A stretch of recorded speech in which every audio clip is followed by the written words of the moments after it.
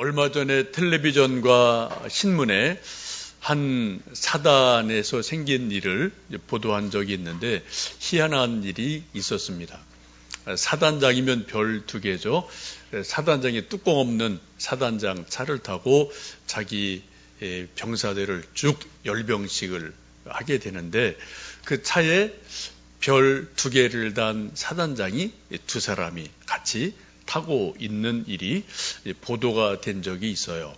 좀 이상하다 싶어서 조사를 해봤더니 그 차에 타고 있던 별 2개를 단 사단장이 한 사람은 진짜 별을 단 사단장이었고 한 사람은 민간인인데 가짜 별을 달고 사단장 행세를 한 그런 일이 있었습니다. 이것이 문제가 돼서 전체를 조사를 해봤더니 놀랍게도 별 3개, 가짜 별을 달은 명예 군단장도 있고 가짜 별 2개를 단 사단장도 여러 사람 있더라. 이런 것들이 조사 결과 좀 발표가 된 적이 있습니다.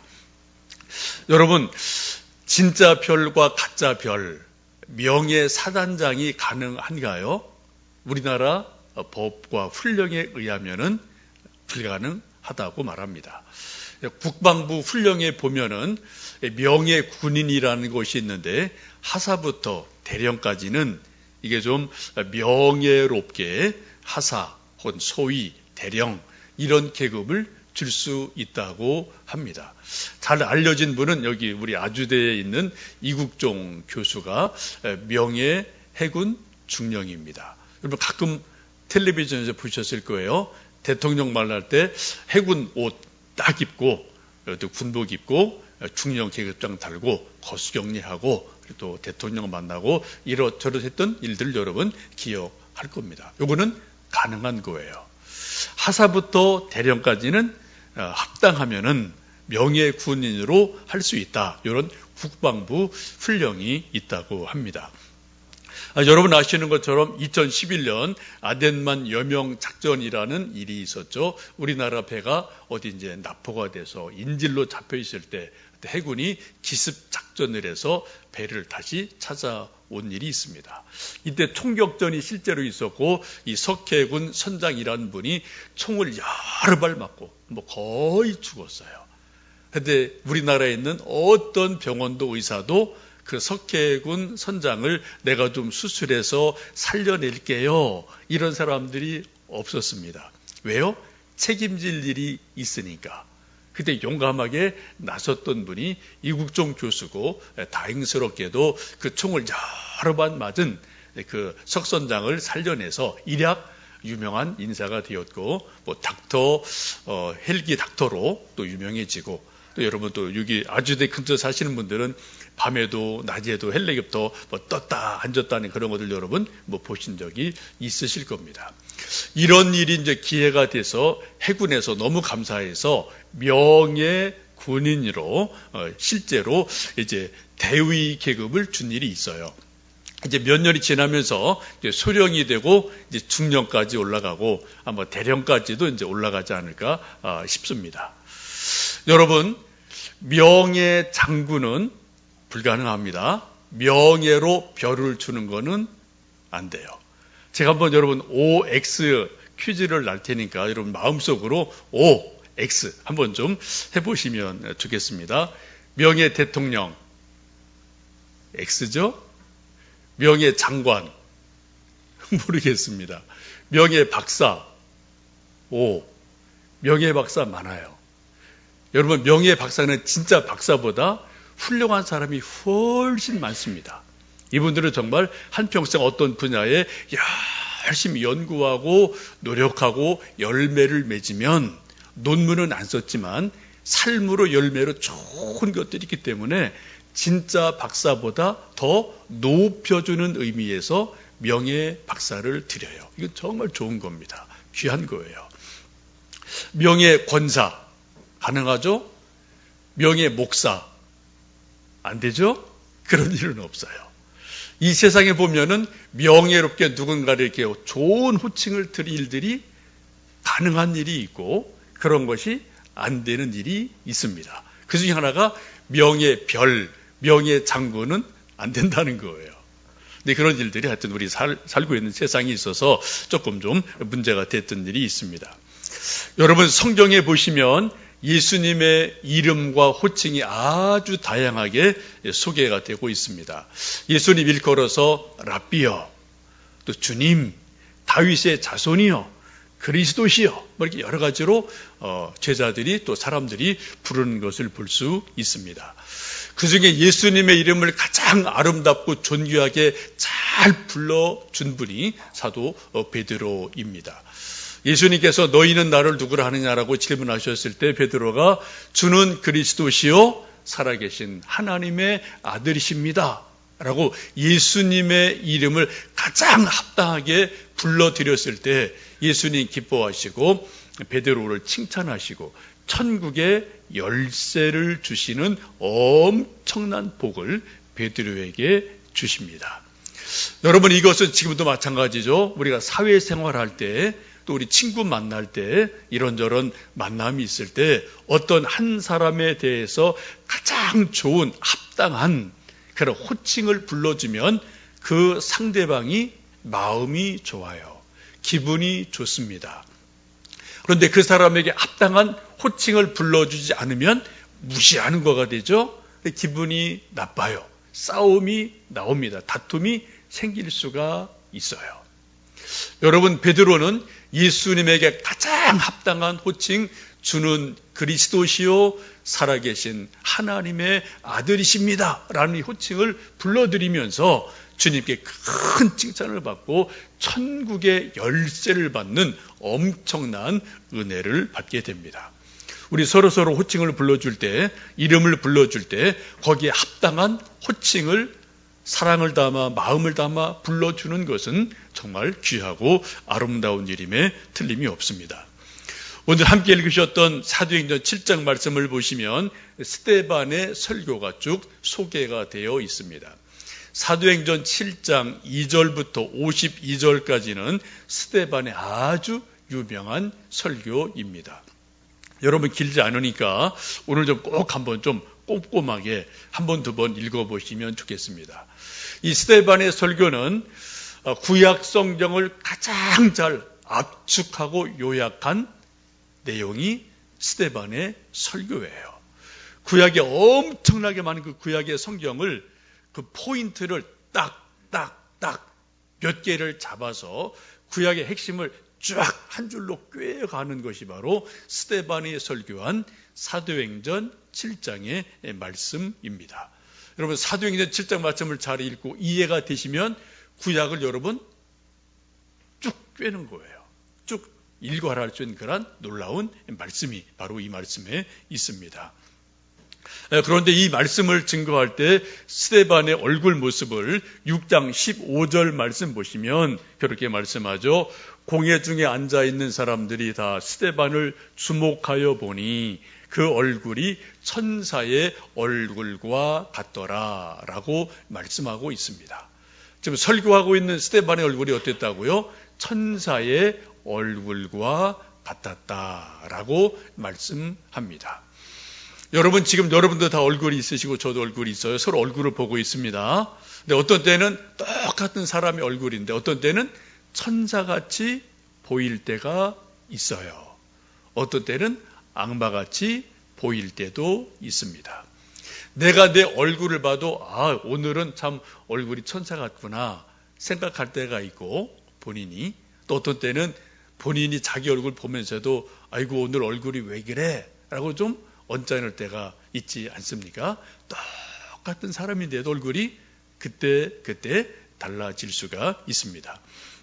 우리가 잘 아는 레오나르도 다빈치가 그린 최후의 만찬이라는 유명한 그림이 있습니다.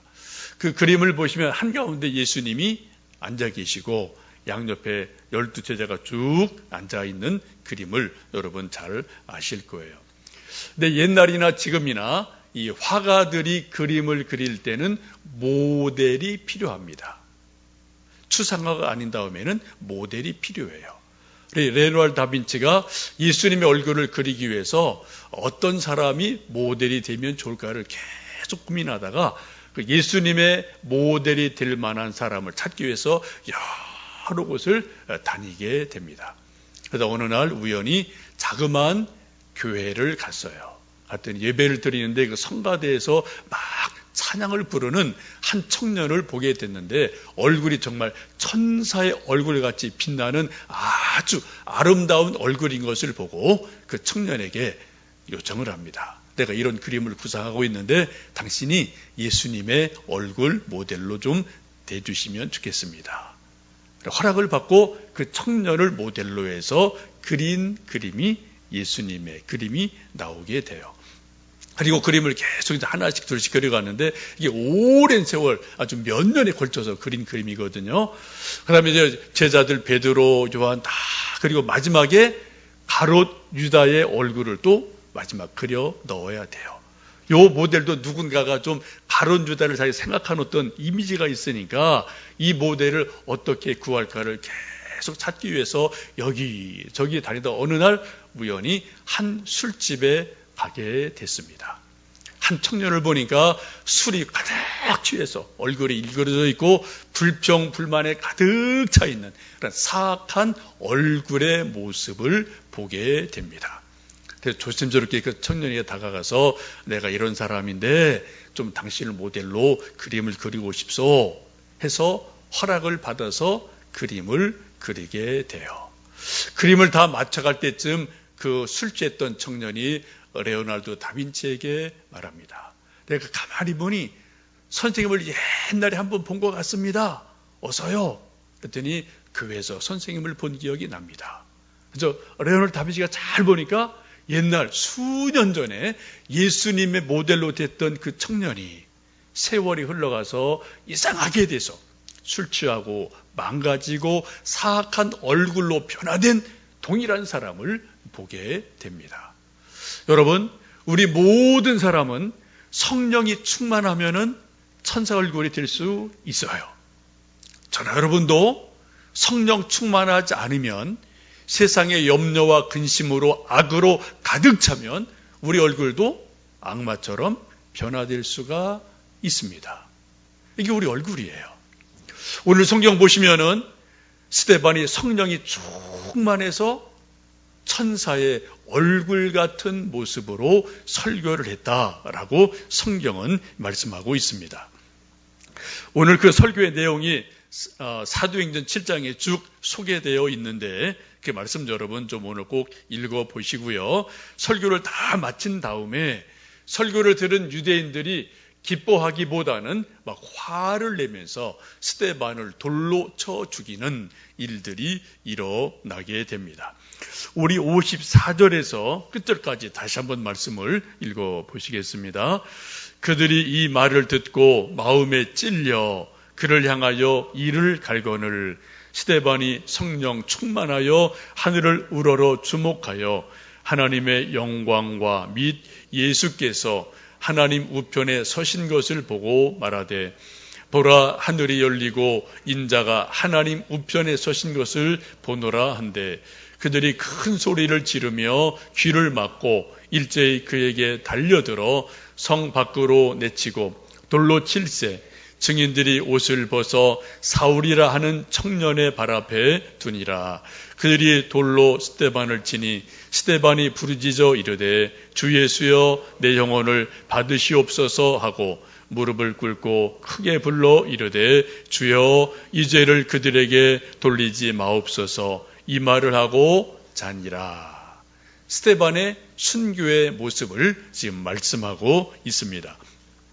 스데반이 성령이 충만해서 천사의 얼굴로 구약의 성경을 요점을 쭉 정리해서 설교하고 예수님이 바로 구약에서 말씀하신 메시아다. 근데 너희가 그 예수님을 죽였다. 그러나 그 예수님이 다시 부활하셨다. 라고 설교할 때 이 설교 듣는 수많은 사람이 54절 말씀 보시면은 이 말씀을 듣고 마음에 찔렸다. 그리고 이를 갈았다. 라고 성경은 말씀하고 있습니다. 우리가 성경을 읽든지 큐티를 하든지 설교를 전하고 들으면은 세 가지 반응이 분명히 나오게 됩니다. 셋 중에 하나예요. 성경 읽을 때, 큐티할 때, 설교 들을 때 아무런 일이 없을 수 있어요. 그냥 몸은 앉아 있는데 눈으로 성경은 보는데 지금 마음속에 딴 생각이 있을 때, 막 근심 걱정이 가득해서 마음이 잡히지 않을 때, 아무리 성경을 봐도 아무리 설교를 들어도 그냥 아무런 일이 일어나지를 않습니다. 또 한 경우는 정말 갈망하는 마음, 사모하는 마음, 성령이 정말 어때요? 하나님 말씀 읽을 때 은혜가 돼요. 깨달아져요. 믿어져요. 설교 들을 때 감동이 옵니다. 아, 그렇지. 아멘, 아멘. 마음으로 감동이 올 때가 있어요. 또 반대로 성경 읽다가 설교 듣다가 마음에 막 불안이 일어나든지 막 마음이 찔림을 받을 때가 있습니다. 회개하고 싶은 마음이 일어날 때가 있어요. 왜요? 하나님의 말씀은 우리에게 네 가지를 주시죠. 교훈과 책망과 바르게 함과 의로 교육하기에 유익하기 때문에 때로 하나님 말씀 읽다가 내 마음에 책망 받을 때가 있어요. 찔림 받을 때가 있어요. 그래서 회개하고 싶은 마음이 일어날 때가 있습니다. 이 셋 중에 하나가 우리들 중에 늘 일어나게 됩니다. 오늘 성경 말씀 보시면 이 스데반의 놀라운 설교를 들은 이스라엘 백성들이 마음에 찔렸어요. 왜요? 불과 2달 전에 자기들이 예수님 십자가 못 박아 죽였거든요. 예수님 부활했다는 것도 알고 있거든요. 자기들 아픈 데를 콕콕 찌르니까 마음에 찔림을 받았어요. 그리고 이를 갈고 분노해서 바른 말하는 스데반을 돌로 쳐서 죽이는 그러한 비참한 일이 일어나게 됩니다. 여러분, 스데반이 죽기 직전에 그 절박한 순간에 55절 이하의 말씀 보시면 놀라운 말씀이 기록되어 있습니다. 스데반이 성령이 충만해서 하늘을 우러러 봤어요. 그때 하늘이 열리고 스데반의 영적 눈이 열리면서 두 가지를 명확하게 스데반이 영으로 보는 일이 있습니다. 하나님의 영광을 봅니다. 또 하나는 하나님 보좌 우편에 서 계신 예수님을 보게 됩니다. 여러분, 우리 인간이, 이 몸을 가진 인간이 영이신 하나님을 보는 것이 가능할까요? 정말 그게 가능할까요? 성경은 그런 일이 있음을 종종 말씀을 하고 있습니다.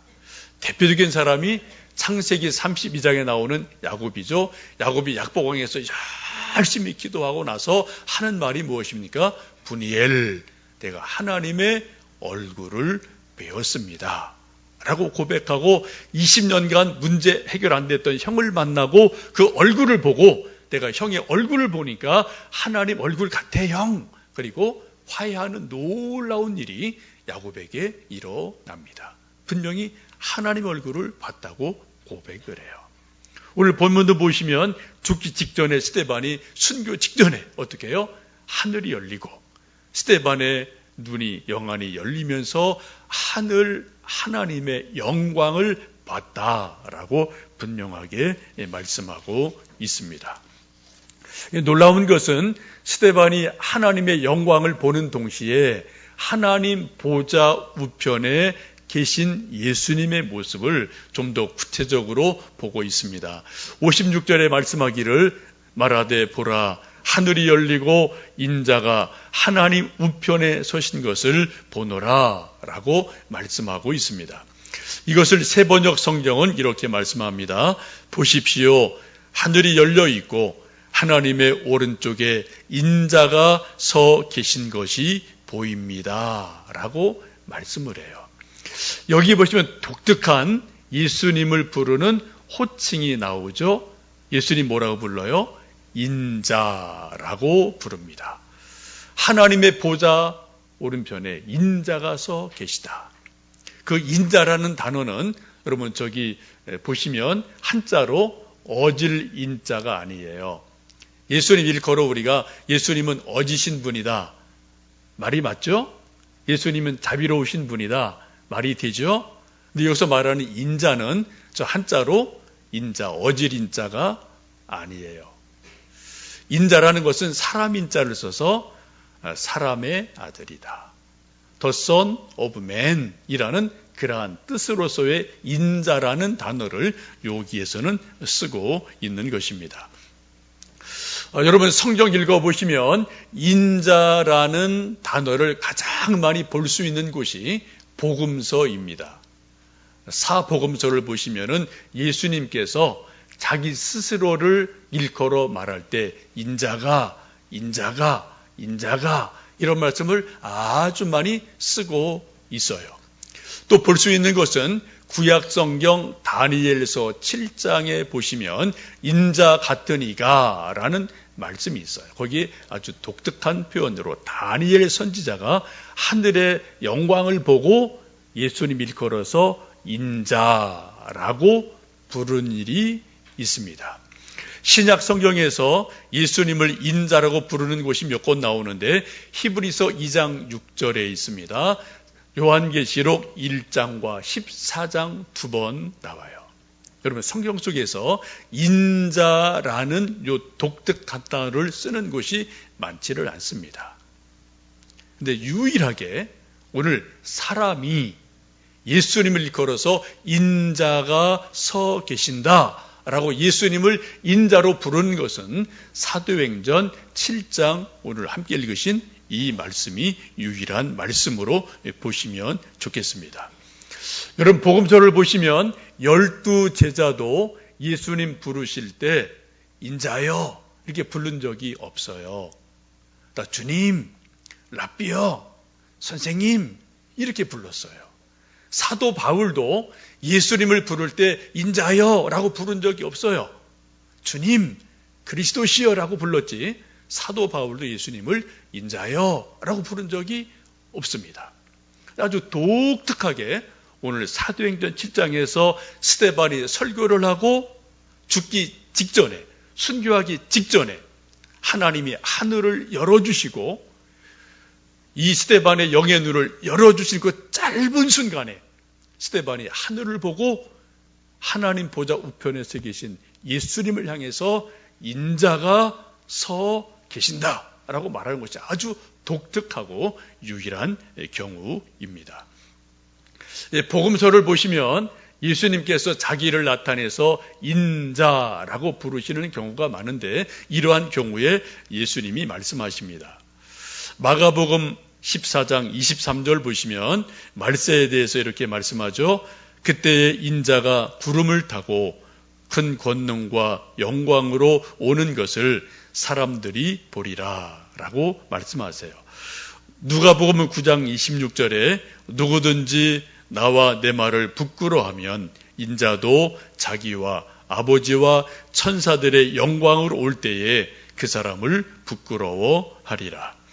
마태복음 25장 보시면 예수님께서 인자로 오셔서 이 땅의 모든 민족 백성들을 다 모아놓고 한쪽에는 너는 양이다, 너는 염소다 라고 가르치는 일이 있어요. 이때 오실 예수님을 성경은 인자다라고 말씀을 합니다. 이 말씀을 보시면 예수님께서 자기를 가르쳐 스스로 인자가라고 말씀하실 때는 딱 두 가지 경우예요. 하나는 재림하실 예수님을 말할 때 인자가 하늘에 구름을 타고 오시리라. 또 하나는 온 백성들을 모아놓고 심판하실 때, 심판주로 오실 때 그 심판주 예수님을 일으켜서 인자가 와서 양으로, 염소로 다 구분할 거다라는 두 경우에 인자라는 독특한 단어를 쓰고 있음을 보게 됩니다. 여러분 옛날 조선시대에 임금님이 계셨어요. 임금님 부르는 호칭은 여러 가지 있죠. 뭐 나라님, 임금님. 근데 신하들이 어떻게 부릅니까? 전하라고 이렇게 부르면서 고개를 숙이고 전하 뭐 부르죠. 또 폐하 부르기도 해요. 근데 임금님이 본인 스스로를 부를 때 뭐라고 부르나요? 짐이 경들에게 말하노라 하고 왕이 자기 스스로를 말할 때는 짐이 혹은 과인이 이런 단어를 써서 왕이 스스로를 말할 때가 있습니다. 만약에 영의정이 많은 만조백관이 있는데 왕이 있고 다 신하들이 있는데 영의정이 나서서 짐이 경들에게 말하노라 말하면 여러분 어떻게 해야 돼요? 그 순간 이거 달아나는 겁니다. 이거 영무죄 이건 그죠? 짐이라는 말을 쓸 수 있는 사람은 딱 한 사람이에요. 왕밖에 없어요. 왕이 스스로 자기를 말할 때 짐이 과인이 라는 단어를 유일하게 쓸 수가 있게 됩니다. 마찬가지예요. 성경에 보시면은 예수님 가르친 호칭이 아주 많습니다. 다윗의 자손이여, 주님이시여, 랍비여, 그리스도시여, 메시아시여 아주 많아요. 다 맞습니다. 그런데 인자라는 단어를 쓸 수 있는 분은 오직 한 분, 예수님이 심판주로 오실 때, 또한 재림의 주로 오실 때 그때 그런 주님을 스스로 일컬어 인자가 오리라 라고 말씀하고 있습니다. 오늘 성경에 보시면 아주 유일하게 스데반이 설교하고 순교하기 직전에 하나님이 큰 은혜를 베풀어 주시죠. 하늘이 열려요. 또 스데반의 영적 눈이 활짝 열립니다. 그리고 하나님 보좌 우편에 서 계신 예수님을 볼 때 인자로서의 예수님을 보게 돼요. 그리고 유일하게 하늘이 열리고 인자가 하나님 우편에 서 계신 것을 내가 본다라고 말을 합니다. 이 말을 하면서 곧 돌에 맞아서 순교하는 일이 일어나게 됩니다. 곧 이 말씀을 쉽게 말씀드리면 스데반이 순교한 그 직전에 하나님이 특별한 은혜를 주셔서 영의 눈을 열어주셔서 예수님을 어떠한 예수님으로요? 재림하실 예수님, 심판주로 오실 예수님, 그 예수님을 명확하게 스데반이 보는 놀라운 영적인 은혜를 체험하는 일이 있습니다. 여러분 우리는 성경 읽을 때 혹은 성경 공부할 때 계속 그런 성경 읽고 큐티하고 성경 공부하면서 배워가는 일이 뭐냐? 예수님의 이름을 자꾸 배워가는 거예요. 자세하게, 명확하게, 더 깊게 예수님의 이름을 배워가는 거예요. 여러분 베드로도 3년간 예수님에게 직접 제자 훈련을 받고 이런저런 훈련을 받았어요. 근데 예수님이 그리스도시고 살아계신 하나님의 아들이신 것을 명확하게 깨달은 것은 마태복음 16장 그 짧은 그 한 순간입니다. 그 전후로는 계속 베드로도 흔들린 일들이 있어요. 여러분 우리가 성경 읽을 때마다 예수님이 어떠한 분인가, 예수님 호칭이 어떠한가를 깊이 있게 보시면서 그 호칭 이름 속에 담겨있는 하나님의 놀라운 은혜를 깨달아 가시는 은혜가 있기를 축복합니다. 이제 오늘 저희들 초세자루를 켜고 이제 사랑의 왕으로 오신 예수님을 저희들 맞이하고 있습니다. 예수님 이 땅에 2000년 전에 아기 예수님으로 오셨을 때는 구세주로서 오셨습니다. 이제 예수님이 언젠가 하늘의 영광을 가지고 이 땅에 재림하실 때에는 심판주로 오시게 돼요. 이게 바로 인자로서 오신다라고 성경은 말씀을 하고 있습니다. 우리 이제 그 중간 사이를 살고 있습니다. 저도 이따가 오후에 제자학교 이제 또 오늘 또 다음 주 계속 하게 되는데, 여러분 행복 모임 책 다 읽으셨죠? 두꺼운 책. 그 책 보시면은 거기 조금 신학적인 내용이 묘한 두세 군데 나오는 게 있습니다. 그 가운데 한 부분에 그런 표현이 있어요. 이미, 아직 이런 표현을 좀 거기에 조금 설명해 놓은 데가 있습니다.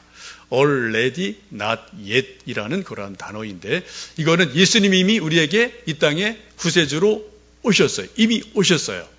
근데 또 심판주, 재림주 아직 안 오셨어요. 그래서 우리는 그 중간길을 살고 있는 겁니다. 그래서 우리가 더 깨어 기도해야 되고, 또 주님 바라봐야 되고, 하늘을 사모해야 되고, 우리가 또 믿음으로 살아가야 될 일들이 있다. 그런 것들 우리가 말씀을 보게 되죠. 여러분, 우리 마음속에 촛불을 하나둘 밝히면서 이미 오신 예수님을 우리가 맞이하고 구원의 감격에 젖어들고 또 앞으로 오실 예수님을 기다리며 심판주 예수님 앞에 섰을 때 너희는 양이다 라는 말을 들을 수 있는 귀한 은혜가 우리 모두에게 있기를 주님의 이름으로 축복합니다.